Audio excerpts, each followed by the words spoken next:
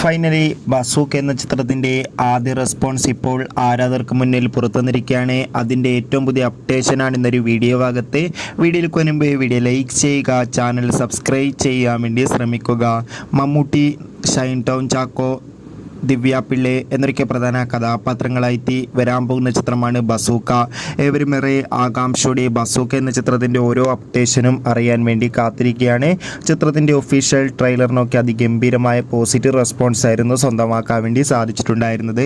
Bazooka എന്ന ചിത്രം April 10 തിയേറ്ററുകളിൽ എത്തുമെന്ന് ഒഫീഷ്യലായി കൺഫേം ആക്കിയിട്ടുണ്ട്.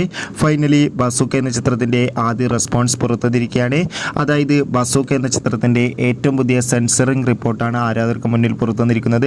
ചിത്രത്തിന് UA സർട്ടിഫിക്കറ്റാണ് ലഭിച്ചിട്ടുള്ളത്. അതോടുകൂടി ചിത്രം ഒരു പക്ക ആക്ഷൻ എൻ്റർടൈൻമെൻ്റ് ആയിരിക്കുമെന്നാണ് റിപ്പോർട്ടുകൾ സൂചിപ്പിക്കുന്നത്.